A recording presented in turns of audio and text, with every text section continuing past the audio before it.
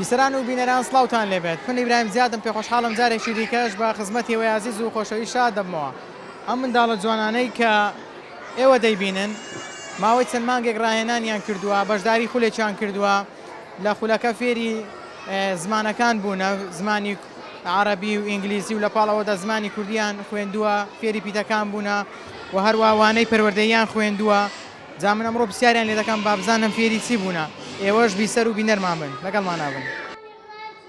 بسم الله الرحمن الرحيم والفجر وليال عشر والشفع والوتر والليل إذا يسر هل في ذلك قسم لذي حجر ألم تر كيف فعل ربك بعاد إرم ذات العماد التي لم يخلق مثلها في البلاد وثمود الذين جابوا الصخر بالواد وفرعون ذي الأوتاد الذين طغوا في البلاد فأكثروا فيها الفساد فصب عليهم ربك صوت عذاب إن ربك لبالمرصاد. سڵاوتان لێبێت چۆنی؟ باشە با بزانم ئەتوو چی فێر بووی لە خولەی کە بەشداریت کرد؟ لە خولێ وەڵا ABC دەرسی بیکاری و دەرسی بیکاری و کوردی و عەرەبی و ئینگلیزیتان دەخوێن؟ ئەی دەرسە پەروەردەیەکان قورئانتان دەخوێن، فەرمودەتان دەخوێن؟ زۆر باشە. لە فەرمودە چی فێر بووی؟ لە فەرمودە فێر بوو لە فەرمودەکان چی فێر بووی؟ لە فەرمودەکان فێر بوو دەستپاکی، ئامانەتپارێزی. با بزانم ئەتوو چی فێر بووی لە خولەکان؟ ABCD چی دیکە فێر بووی؟ زوێنی کورد. باشە. ئەی لەوانە فەرمودەکان لە سوورەتەکان چی فێر بووی؟ قل هو الله أحد الله الصمد لم يلد ولم يولد ولم يكن له كفوا أحد. چۆنی؟ باشە. بزانم تەمەنت چەندە؟ تەمەنم 6 ساڵە. بەڵێ. لەو دەورەیە چی فێر بووی؟ لە گەورەیە ئەمن لێرە چی بووی لێرە؟ چیت دەخوێن؟ ئەم لێرە مامۆستافیان کردم کە میوە و سەوزەکان بخۆن، شیرین و نەخۆن چونکە ددانمان کلۆل دەبی. لێرەش مامۆستاکان ئەم گەمان شتی لەمە دەکرد خۆیان ماندی دەکەن، ئەمەش دەبی بە قسەی مامۆستای بکەین ئاقر بووی. ئەی فەرمودەیان فێرکردن؟ لە فەرمودەکان ئەوە سیانی پێغەمبەر محەممەد کوڕە عەبدوڵڵاه کوڕە عەبدولموتەڵیب داکە ناوی ئامینە کچی وەهەب. ناوەکانی خوای گەورە فێر بووی؟ بەڵێ. کام ناوی دەزانی؟ هەموو ناوەکان دەزانم. کا بۆم بڵێ بزانم. الرحمن الرحيم المالك القدوس السلام المؤمن المهيمن العزيز الجبار المتكبر الخالق البارئ المصور الغفار القهار الوهاب الرزاق الفتاح العالي القابض الباسط الخافض الرافع المعز المذل السميع البصير الحكم العدل اللطيف الخبير الحليم العظيم الغفور الشكور العالم الكبير الحفيظ المقيت الحسيب الجليل الكريم الراقب المجيد الواسع الحاكم الوادود الماجد الباعث الشاهد الحق الواكب القاوي الماتن الوالف العامل المحسن الواتع المؤمن الروحي القوي الماجد الواحد الأحد الصامد القادر المقتدر المقدم المؤخر الأول الآخر الظاهر الباطن الوالي المتعال الرب التواب المنتقم العصوب الرؤوف مالك وانت بالجلال والإكرام المسيب الجامع الغمير المغمن البارئ أبوظ النافع النور الهادي. دەست خۆش بی هەر سەرکەوتوو بی باشە سەرکەوتو دەبی ئینشاڵڵا. سڵاو لێ بێ با بزانم تۆ لەگەڵ ئەو خولانە چی فێر بووی؟ عەرەبی، ئینگلیزی، کوردی،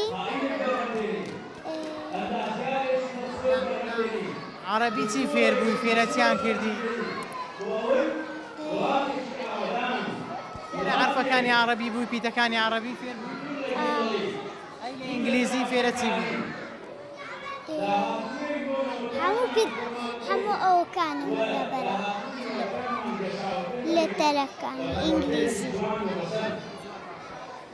وانەی بیکاریشتان دەخوێن ئەی وانەی قورئانتان دەخوێن وانەی فەرموودەتان دەخوێن دەتوانی سوورەتی فاتحەم لەبۆ بخوێنی أعوذ بالله من الشيطان الرجيم بسم الله الرحمن الرحيم الحمد لله رب العالمين الرحمن الرحيم مالك يوم الدين إياك نعبد وإياك نستعين اهدنا الصراط المستقيم صراط الذين أنعمت عليهم غير المغضوب عليهم ولا الضالين آمين ئەو گوڵە جوانە ناوی چییە دينا تەمەنت چەندە هشام تەمەند درێژبی لێرە فێرە چی بووی إنجليزي بيركاري جانس سلام علیکم عليكم السلام ورحمة الله. تۆ کوڕەکەت دەبینم لێرە بەشدارە فێرە چی بووە طبعا فێر زۆر شتی باش بووە یەکەی لانە بوون و نە ناوەکان خۆیان زۆر باشی فێرکردون هەموو ناوەکان خۆم و قورئان خوێندنیان فێرکردون و زیکرەکان زیکری پێش نان خواردن دوای نان خواردنەمانە هەمووی و جگەلەوە فێری هەڵست و کەوتیان لەگەڵ دەوروبەر کەسانی پیر دایک و باوک خوشک و برای لە خۆیان بچووکتر فێر هەمویانیان کردن الحەمدوللیلا کەواتە گۆڕانکاری بەسەر داهاتووە ئەکید الحەمدوللیلا وەڵا گرنگی ئەو خولانە لە چیدا دەبینەوە ئایا پێت باشە دایک و باوکان منداڵەکانیان بنێرن بۆم زۆرە خولانە ئەکید پێم باشە چکە بڵێت و نەڵەیە دایک و باوک لە ماڵەوە تا ڕادێ زۆر خۆیان بە مناڵەکان ئەدەن بەس وەکو ئەوە نییە کەوا مناڵەکان بۆ خۆیان لەگەڵ هاوتەمەن خۆیان لەگەڵ برادر خۆیان فێر بن مامۆستای تایبەتیان هەوێ شتێکی تر لەوەی کەوا تۆ لە ماڵەوە بۆ نمونە من ینی ماڵ و مناڵێتر و ئەمانە هەمووی ئەرکن لەسەر من نەمەتوانیەوە بە ئیسراحەت دەرسی پێ بدەم بەزیسا کانەکە لێرانێ لەگەڵ هاوتەمەن خۆی لەگە مامۆستای خۆی زۆر باش فێر بووم کەواتە منداڵ لەگەڵ هاوتەمەنی خۆی باشتر فێر دەبێت بەڵێ ئەکید جگە لە بابەتی پەروەردەی وانەی بۆ نمونە زمانەکانی دەخوێن بەڵێ بیرکاریان زۆر باش فێرکردوون و وابزانم کاتیان کەم بوو چونکە مەرحلە چوارشن زیاتر فێرە ژمارەکانیان کردن کردداری کۆکردن و کەمکردنیشان لەگەڵەوە فێرکردن و کوردی عەرەبی ئینگلیزی ئەلحەمدولیلا زۆر باش بوو وەلە ماشەڵڵا خۆی تایەتیز باش بوو خۆی زۆر زیرەک بووم خۆم زۆر هەڵم لەگەڵ دابوو بەس ئەلحەمدولیلا لێوە زۆر باشتر فێر بووم باسی هەوڵدانت کرد کەواتە کە دەینێری بۆ خولێک جیا لەوەی کە لە خولەکە فێر دەبێت پێویستە لە ماڵەوەش دایک و باوک هاوکاری بێ بەڵێ ئەبێ پێش ئەوەش دایک و باوک لەگەڵ یابێت پێشەوەی کەوا بینێری بۆ ڕۆزە ئەبێ فێرێکی ینی بەسیترین شت فێری پیتەکانی بکەیت بەسیترین شت مناڵەوە هەیەێ بۆ ڕۆزە تەنانە ناتوانێت قەڵەمش بگرێم ئەبێ بەسیترین شت فێرە ئەو شتانەی بکەی ینی هەنێ بنەڕەتی هەنێشت هەن لە ماڵەوە ئەبێ فێریان بکەیت ئەنجە بینێری بۆ ڕۆزە ئیتر لەوێ باشتر فێرە بەیەکیت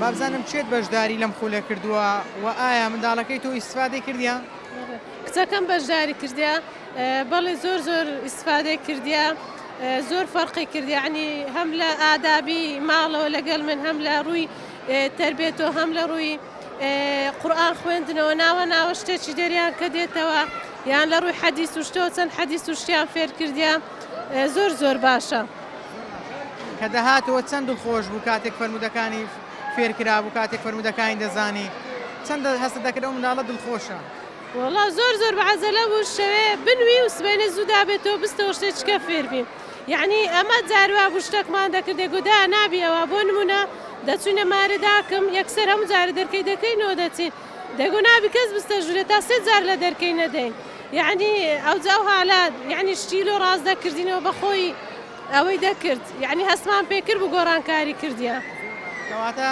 بێگومان سوودی بینیوە لە خولەکە 100% دەرەوەڵا زۆر زۆر ئیسفادەی کریا وەلو کچەکەی من تاخیریش چوو زوو پێم نەزانی هیوادارم داوا لەو داوکو باوکان دەکەم کە ئەوانەی منداریان 4 ساڵ و 5 سارە زووتر بیان نێرن ئیسفادەی زۆر باش دەکەن بەڕاستی ئەم لایەکی تربێتم یعنی لەبەر مەشغوڵیەت و ئیش و کار و منداڵی تر یعنی لە کۆڵ ببەوە بەڕاستی ئەو شتانە یعنی نەدە پڕژامە سەری کە من بەخۆم ئەو شتانەی فێرکەم زۆر ئیسفادەی کردیان. ئێستا کە نزیک دەبنەوە لە پشووی هاوین دەرگای قوتابخانەکان دادەخرێت کەواتە لە زیاتر منداڵ خەریکی ئایپاد و بەکارهێنانی موبایل بێ و خەریکی لە دیار شاشە بێ پێویستە دایک و باوک بینێتە خولێک کە هەم لە ڕووی پەروەردەییەوە هەم لە ڕووی زانستیەوە ئیسفادەی لێ بکات.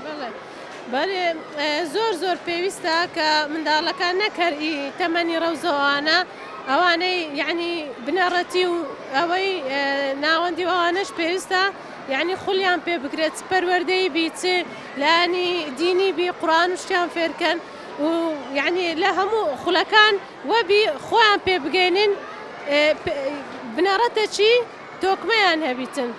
سلام علیکم. عليكم السلام ورحمة الله وبركاته. گرنگی ئەم خولانە لە چیدا دەبینی؟ ئایا گرینگە دایک و باوک منداڵەکانی بنێرێ بۆ ئەم جۆرە خولانە؟ ئارێ والله زۆر گرینگە ینی بەڕاستی زۆر ئیسفادەی لێ کردبوو دەکا کوڕی خوشکم لێرە بوو زۆر باش بوو. زۆر باشە کەواتە دڵخۆش بوو منداڵەکە لەو خولە بەشداری کرد و دەهاتەوە دەیجێڕاوە؟ ئارێ والله هەستان دەکرد کە دڵخۆش. ئارێ والله ئەی لە ڕووی ڕەفتارەوە لە ڕووی هەڵسوکەوتەوە گۆڕانکاری بەسەر داهاتە بوو؟ ئارێ والله لە ڕووی ڕەفتار و هەستکەوتۆش زۆر باش بوو یعنی. ئەی لە ڕووی زانستیەوە وانەکان باش فێر بوو بۆ نمونە کوردی عەرەبی ئەو جۆرە بابەتانە؟ ئارێ والله زۆر باش بوو یانی لە ڕووی ئاینیەوەش زۆر باش بوو یعنی زۆر ئیسفادەی لێ کردبوو بەڕاستی. ئێستا نزیک دەبینەوە لە داخستنی دەرگای قوتابخانەکان شووی هاوین لە پێشمانە کەواتە گرینگە دایک و باوکان منداڵەکانیان بنێرە ئەم جۆرە خولانە تاوەکو منداڵ دوورکەوێتەوە لە شاشە لە سیرکردنی موبایل بۆ ئەوەی سوود لە کاتەکانی وەربگرێت. ئەم جۆرە خولانە بە گرنگ دەزانی بە تایبەتی لە هاویندا؟ ئارێ والله زۆر باشە ینی خولەکان زۆر باشن ینی مندارەکان لە مۆبایلەکان دوورکەونەوە زۆر باشترە لەوەی کە بابێ میروەرە. ئەو منداڵە جوانە بابزانم ناوت چییە؟ میر کاکە میر تۆ لێرە چی فێر بووی؟ فێرە قورآن و شت بوومە. باشە بابزانم دەتانی سوورەتی فاتحەم لە بۆ بخوێنی؟ بەڵێ. بۆم بخوێنە. بسم الله الرحمن الرحيم الحمد لله رب العالمين الرحمن الرحيم مالك يوم الدين إياك نعبد وإياك نستعين اهدنا الصراط المستقيم صراط الذين أنعمت عليهم غير المغضوب عليهم ولا الضالين آمين. ئافرین تۆ چەند دڵخۆش بووی کە بەشداریت کردبوو؟ دا. ئەتو زۆر دڵخۆش بووی؟ بەڵێ. ئافرین سەرکەوتوو ئینشاءالله. بسم الله الرحمن الرحيم يا عبادي الذين آمنوا إن أرضي واسعة فإياي فاعبدون كل نفس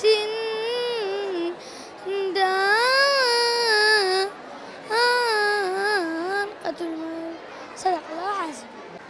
خۆشەویستان بینانی بەڕێز ئەم دوو گوڵە جوانەش دەبینم شەهادەیان لە دەستا بابزانم ئەو گوڵە جوانە ناوی چییە؟ لیزا. تۆ لێرە فێرە چی بووی؟ فێرە قورئانشت. فێری قورئان بووی؟ باشە بابزانم دەتوانین سوورەتی فاتحەمان لە بۆ بخوێنی؟ بسم الله الرحمن الرحيم الحمد لله رب العالمين لۆم تەواوکە دەی دەتوانی؟ الرحمن الرحيم دە بابزانم ئەو گوڵە جوانە بۆم تەواوکە تۆ دەتوانی؟ بەڵێ. دەی الرحمن الرحيم مالك يوم الدين إياك نعبد وإياك نستعين اهدنا الصراط المستقيم صراط الذين أنعمت عليهم غير المغضوب عليهم ولا الضالين آمين. ئافرین صدق الله العظيم. هەر بژی لەم خولە فێر بووی تۆ؟ بەڵێ. ئافرین کە دەهاتی ئەم خولە زۆر دڵخۆش بووی؟ بەڵێ.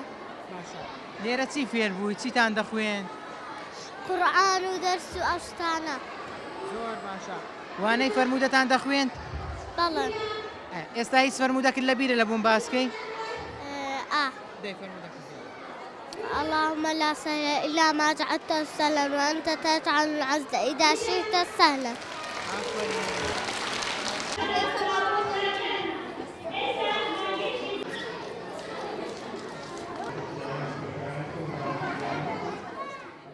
السلام عليكم. عليك السلام ورحمة الله وبركاته. زانم چێت لێرە بەشدار بوو لەم خولەیە؟ وڵای لەو بۆنەیە برێن کوڕەکەم بەشدار بوو برێن لە باخچەی ساوانی بنیاد و هەموو خوارزایەکشم بەڕاستی دەستخۆشی لە ستافی باخچەی ساوانی بنیاد دەکەین لە مامۆستا سەرهەد و لە مامۆستایانە بەڕاستی زۆر هیلاکن لەگەڵ ئەو مناڵە چاوگۆشانە دەستخۆشیان لێ دەکەین بەڕاستی جێپەنجەیان دیارە لەو ماندووبوونەی کە لەگەڵیان کردوونە بەڕاستی ئینشاءڵڵا سوودێکی باشیان لێوەگرتن. بۆچی منداڵەکەی خۆت ناردە ئەم جۆرە خولانە؟ بەڵێ وڵایی بەڕاستی خول زۆرە بەڵام ئەو خولە بەڕاستی جیاوازترە لە خولەکانی تر جگە لەوەی کە کۆمەڵێک وانەی مەسەلەن حرفەکانە ژمارەکانە یاخود هەندێک بابەتی کەیەکە پەیوەندی بابوون منە زمانی ئینگلیزی و حروفەکان ئەوانەتەکە لایانی پەروەردەیەکەش بەڕاستی زۆر گرنگی پێدەدەن کەەوە جێگای دەستخۆشیە یعنی کۆمەڵێک ئاەتی مەسەلەن سوورەتی بچووک بچووکیان فێر دەکەن و ناوە پیرۆزەکانی خوای پەروەردیگار هەروە بێتەوە ئادابەکان بەڕاستی یعنی ئەو مەسەلەن قوتابیانە سوودێکی زۆر زۆری لێوەردەگرن. کە منداڵەکەت داهاتەوە ماڵێ هەست دەکرد گۆڕانکاری بەسەر ڕەفتاری داهاتبی؟ بەڵێ بەڕاستی زۆر بەڵنیایەوە ینی ئەو شتانەی کە فێر دەبوو لە بۆن منە لە باخچە و ڕەفتارەکان ڕەنگی دەداوە بە هەمان شێوە لە ماڵ و دووبارەی دەکردەوە هەتا زۆر جاران ئەمە مەسەلەن هەندێک زکر و مۆرە منە زکری نان خواردن و دەرچوون لە ماڵ ئەو شتانە لە یادمان دەچوو ئەو بەبیری دێنانەوە بەڕێ وەڵا ینی ماشەڵڵا زۆر بە جدی بابەتەکانی وەرگرت بوو و یعنی زۆر زۆر بەڕاستی ئێمە پێخۆشحاڵین بەو شتێک کە مامۆستایەکان لەگەڵیان. با بپرسم کاتێک کە دەچوونە شوێنێک منداڵەکەتان فێری سەلامکردن ببوو سەلامی دەکرد یان کە دەگەڕاوە ماڵەوە سڵاوی لە ئێوە دەکرد؟ بەڵێ بەڵێ بەدڵنیاییەوە بۆ نمونە دەچوونە شوێنێک یان ماڵێک یان دەرچوونێکمان هەبایە پێش هەموو شتێک سەلامی دەکرد یان هەندێک جارەگەر مەسەلەن بۆ نمونە دەرچوون باە بوو ناو سیارە یاخود لە دەرەوە یاخود بە هەر شوێنێکی چوبین پێشەشی پێش هەموو شتێک سەلامی دەکرد بەڕاستی. بابەتێکی دیکە زۆر گرینگە منداڵ فێر بکرێ بابەتی پاراستنی ژینگە و دەوروبەرە واتە ئەو منداڵە فێر بکرێت لە سەرتا و شت فرێنەدا فێریان کرد بوو دەوروبەری خۆی بە پاکوخایانی ڕابگرێت بزەبە دووارێ بەڕاستی ئەکید ینی بۆ نمونە لەو بابەتەیدا لە کاتی نان خواردن یاخود مەسەلەن شتێکی کڕی بایە شتەکان بەجددی ینی لە شوێنی خۆی ئەو کاغەزەیانە و پاشمەوە پاشڕۆی هەبایە فڕی دەدایە مەسەلەن تەنەکەی خۆڵەکە و مەسەلە بۆ ئەو تەمەنە کۆمەڵێک شتیوان فێرکردوونە بەڕاستی یعنی دەتوانم بڵێم لە زیی داک و باوکانیش ئەرکەکەیان هاوشتە سەرشان و خۆیان کەمە دەستخۆشیان لێ دەکەین بەڕاستی خۆی گەورە مۆفەقیان کا ئینشاءڵڵا بەردەوام دەبن لەو پرۆژە و کار و چالاکیان ئینشاءڵڵا. سەلام عەلەیکوم. عەلەیکوم سەلام. ئەتوو ناوت چییە تەمەنت چەندە؟ تەمەنم 6 ساڵە ناویشم ئانیەیە. ئافەرین بابزانم لێرە چی فێر بووی؟ ناوەکانی خوای گەورە و شتی باش و ئەوانە. ئێستایانی تۆ ناوی خوای دەزانی ناوەکانی خوای گەورە دەزانی؟ ئافەرین بابزانم هەندێک ناوم بۆ بڵێ لەو ناوانەی کە فێر بووی. الرحمن الرحيم المالك القدوس السالم المؤمن المهيمن العزيز الجبار المتكبر الخالق البائر المصور القهار الوهاب الرزاق الفتاح. ئافرین دەست خۆش بی دەبینم هەدیەت وەگرتیا ئەو هەدیە چی تێدایە بابزانین؟ ئافرین جانتای تێدا ئەو جانتای جوانە دەدەیە من لۆ من بی ئەو جانتایە؟ پێشکەشی تو بی. سپاس دەکەم نادەستت خۆش بۆ خۆت بی خوای گەورە سەرکەوتوت کە سڵاوت لێبێ. بسم الله الرحمن تقول لا أحد الله الصمد لم يلد ولم يولد ولم يكن له كفوا أحد. بابزانم تۆ چیمان پێشکەش دەکەیت؟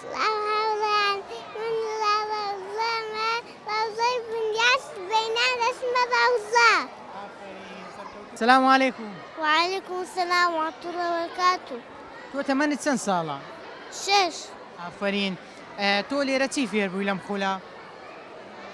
A B C D E F G H I J K L M N O P Q R S T U V WXYZ. ئافرین جگە لە پیتەکان فێری فەرموودە و قورآنی پیرۆز بووی زۆر باشە دەتوانین سوورەتێکمان بۆ بخوێنی دەی سوورەتێکمان بۆ بخوێنی أعوذ بالله من الشيطان الرجيم. أرأيت الذي يكذب بالدين فذلك الذي يدعو يتيم ولا يعد على طعام المسكين فويل للمصلين الذين هم عن صلاتهم ساهون والذين هم يراءون ويمنعون الماعون.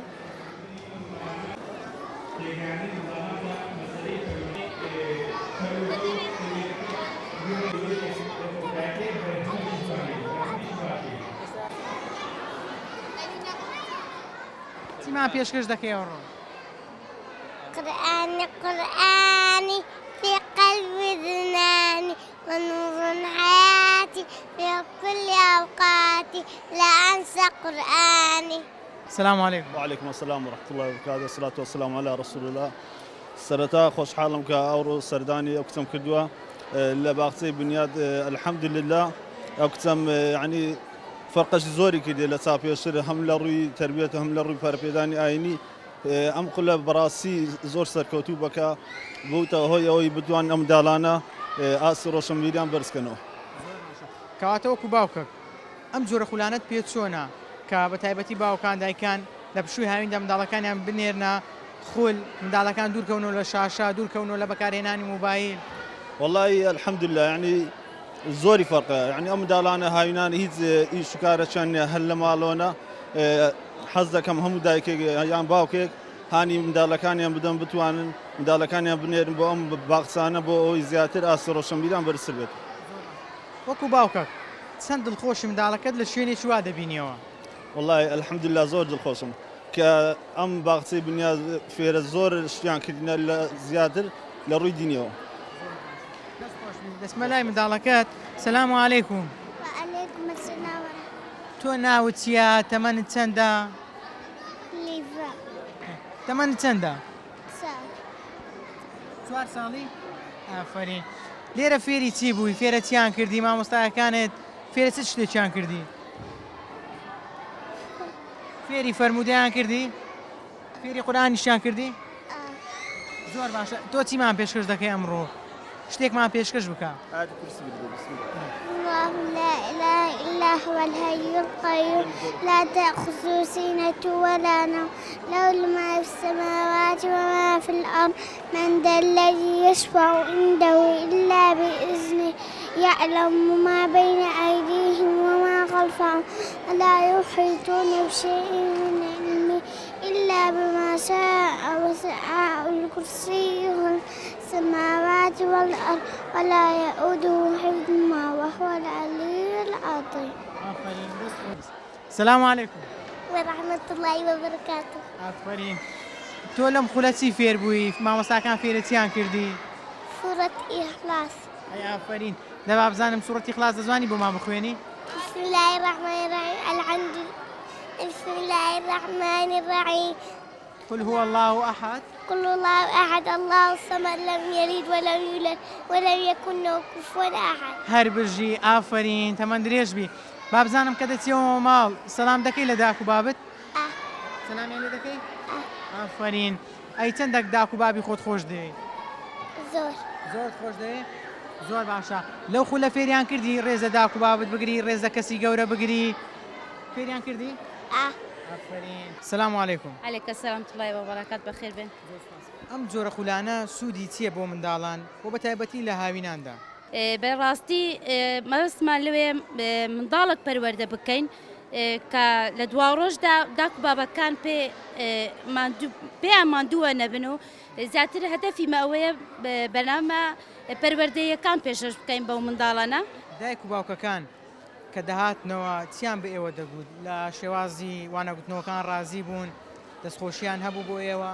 وڵای الحەمدولله لە خوای بەزای زۆری داک و بابەکان دەهاتن کە دەستخۆشییان لێ دەکردن و دەیانگۆ کە منداڵەکانمان لەگەر ئێوە زۆر یعنی مرتاعن لە خوای بەزیادبی زۆر لێمان ڕازی بوون الحەمدولله. چیتان فێر دەکردن وانەکان چی بوون؟ لە چی پێک هاتبوو سەرتا وانەکان وەکو ئینگلیزی و کوردی و بیرکاری عەرەبی بوو زیاتر احتیمامان بە پەروەردەی دینیەکەی دەدا هەم ناوەکانی خۆی گەورە و فەرموودەکان و سوورەتە کوردەکانمان فێر دەکردن تەنها لەوە چ وەرزێک ئێوە خولتان هەیە یان لە تەواوی وەرزەکان خولتان هەیە الحەمدلله و ئێستا تەواوبوو هاوینێش خول دەکەینەوە کە ئەو منداڵانە کە بەشداریان لەو خولانە کردیا کە دانەبڕن لێمان و ئیسفادی زیاتر لێ بکەن بەڵێ زەن و خۆشەویستان ئەوەی بینیتان و بیستان سەرنج و تێڕوانی بەشێ لە دایک و باوکان بوو لەپاڵ ئەوەدا ئەو منداڵە جوانانەمان دوان کە لەم خولانە بەشداریان کردووە فێری وانەی پەروەردەیی بوونا فێری وانەی زانستی بوونا ئەم جۆرە خولانە لەپاڵ ئەوەی کە وانە زانستیەکان دەخوێنن وانەی پەروەردەیی دەخوێنن دایک و باوک نابێ لە یادی بچێ کە منداڵەکەی دەنێرێ بۆ خولێک بۆی فێری زمان بێ بۆی فێری وانەکانی قوتابخانە بێ دەبێ ئاگاداری لایەنی پەروەردەی منداڵەکەشی بێ چونکە ئەم بارودۆخەی ئێستا کە خۆمان لەم بارودۆخەدا دەژین و دەزانین کۆمەڵێک ڕێکخرا و کۆمەڵێک کەس کە دەیانەوێت کۆمەلگا خێزان تاک بەرەو ئاراستەیەکی خراپدا بن دەبێ دایک و باوک خەمخۆری منداڵ بێ منداڵەکەی بنێرێ بۆ ئەم جۆرە خولانە بۆ خولی پەروەردەیی فێری وانەی ئیسلامی بکرێ فێری وانەی پەروەردەیی بکرێ بۆ ئەوەی ڕێزە دایک و باوکی بگرێ ڕێزە خوشک و برای بگرێ ڕێزە مامۆستای بگرێ ڕێز لە گەڕەکەکەی خۆی بگرێ دەوروبەرەکەی خۆی بپارێزێ لە داهاتوودا نەبێتە مای سەر ئێشە بۆ دەوروبەری بۆیە گرینگە دایک و باوکان بە تایبەتی کە ئێستا وردە وردە دەرگای قوتابخانەکان دادەخرێت دەگەینە پشووی هاوین دایک و باوک منداڵەکەی دوور خاتەوە لە سەرکردنی شاشە دوور خاتەوە لە بەکارهێنانی موبایل بەڵکو بەو جۆرە خولانە سەرقاڵی کا بۆ ئەوەی هەم لایەنی زانستی هەم لایەنی پەروەردەیی بەیەکەوە ئاستی ئەو منداڵە بەرز بێتەوە دەبێ خەمخۆری زدی بێ چونکە دایک و باوک هەمیشە قەڵغانێکە بۆ ئەوەی منداڵەکەی بپارێزێت دەبێ منداڵەکەی لەسەر ڕێگایەکی ڕاست و دروست بهێڵێتەوە تا پرۆگرامێکی دیکەم وتان بەخوای گەورە دەستپێرمە شاد و کامەران بن خواتان